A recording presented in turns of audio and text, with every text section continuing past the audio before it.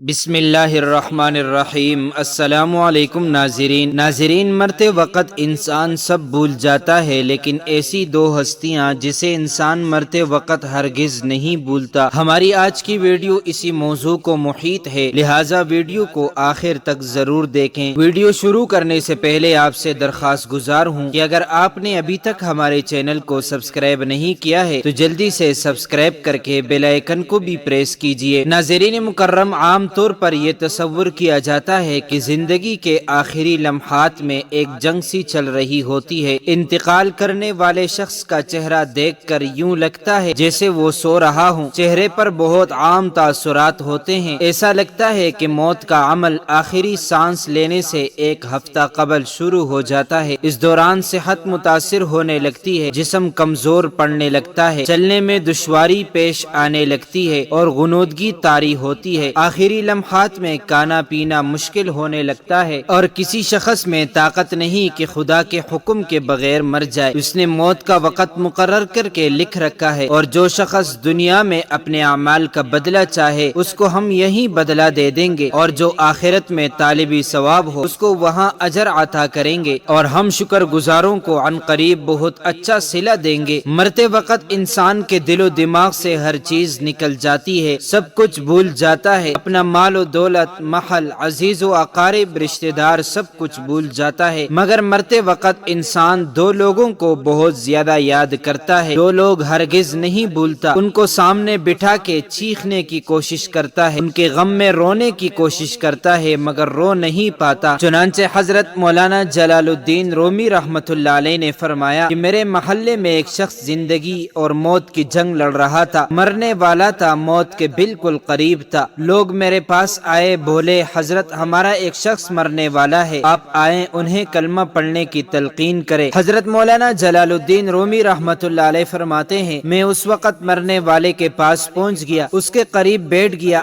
آس پاس میں اس کے دوست، رشتہ دار، عزیز و اقارب بیٹھے ہوئے ہیں۔ اب اس مرنے والے کی آنکھیں چھت پہ لگی ہوئی ہے، کچھ سوچ رہا ہے۔ اللہ نے اسے بولنے کی توفیق دی، وہ رو کر کہنے لگا میرے بچے کہاں ہیں؟ اس کو نہ کمایا ہوا مال یاد آیا، نہ دولت یاد آئی، نہ عزیز و اقارب، یہاں تک کہ اسے ماں باپ بھی یاد نہیں آئے، بس وہ کہتا ہے میرے بچے کہاں ہیں؟ بچے دوڑ کر آئے، ساتھ میں بیٹھ گئے، پھر کہتا ہے میری بیوی کہاں ہے؟ بیوی دوڑ کر آئی اور ساتھ بیٹھ گئی، اب کہتا ہے تمہیں دیکھ کے میرا دل رو رہا ہے، سوچ رہا ہوں میرے مر جانے کے بعد میرے بچوں کا کیا بنے گا۔ انسان جب مرتے وقت بچوں کو دیکھتا ہے، اللہ تعالیٰ جب اسے دیکھنے کی توفیق دیتا ہے، ہمت دیتا ہے، جب آخری بار بچوں کو دیکھتا ہے تو وہ یہ بھول جاتا ہے کہ میرے مرنے کے بعد میرا کیا بنے گا، یہ سوچتا ہے کہ میرے مرنے کے بعد میری اولاد کا کیا بنے گا، میرے مرنے کے بعد پتہ نہیں میرے ان بچوں کا میری طرح کوئی خیال رکھے گا یا نہیں۔ اس کی آنکھیں رو رہی ہیں۔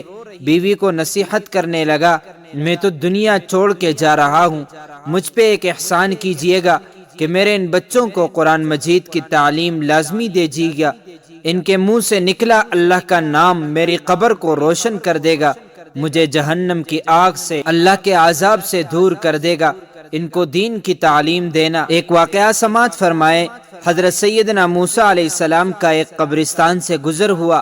آپ علیہ السلام نے دیکھا قبرستان کی ایک قبر کے اندر مردے کو دردناک عذاب دیا جا رہا ہے، مردہ عذاب میں مبتلا ہے، اس کی قبر جہنم کے گڑھوں میں سے گڑھا بنی ہوئی ہے، مردہ عذاب میں مبتلا ہے، چیخ و پکار کر رہا ہے۔ حضرت سیدنا موسیٰ علیہ السلام آگے چلے گئے، کام کرنے کے بعد واپسی جب اسی راستے سے گزر ہوا، آپ علیہ السلام نے دیکھا وہیں جہنم میں جلنے والا شخص جس کی قبر میں عذاب دیا جا رہا تھا، اب وہ شخص جنت میں ٹہل رہا ہے، اس کی قبر جنت کا باغ بنی ہوئی ہے۔ آپ علیہ السلام نے دونوں ہاتھ اٹھائے، عرض کی میرے مالک تھوڑی دیر پہلے میں یہاں سے گزرا تھا، کہیں قبر جہنم کے گڑھوں میں سے گڑھا بنی ہوئی تھی، تھوڑی دیر کے بعد یہ جنت کے باغوں میں سے ایک باغ کیسے بن گئی؟ اللہ تعالیٰ نے فرمایا موسیٰ یہ شخص جب مرا تھا، مرنے سے پہلے اپنی بیوی کو حاملہ چھوڑ کے پھر مرا، بیوی کا ایک بیٹا پیدا ہوا، بچہ چھوٹا تھا، تھوڑا سا بڑا ہوا، اس کے بچے کو بسم اللہ الرحمن الرحیم پڑھائی، جب اس کے بچے نے بسم اللہ پڑھی تو موسیٰ مجھے حیا آئی کہ اس کا بچہ میرا نام لے رہا ہے اور میں اپنا نام لینے والے بچے کے باپ کو جہنم میں ڈالوں، یہ میری رحمت گوارا نہیں کرتی۔ اسی لیے ہمیں چاہیے کہ ہم بچوں کو قرآن مجید کی تعلیم دے۔ اگر تم چاہتے ہو کہ تمہاری قبریں روشن ہو، عذاب تمہارے قریب بالکل نہ آئے، تو اپنے بچوں کو قرآن مجید کی تعلیم دینا۔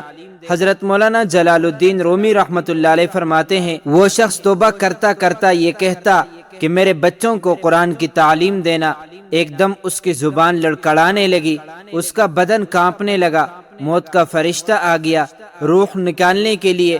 فرماتے ہیں جب انسان کی روح نکلتی ہے تو اس کا منہ کھل جاتا ہے، دونوں ہونٹ ایک دوسرے سے جدا ہو جاتے ہیں۔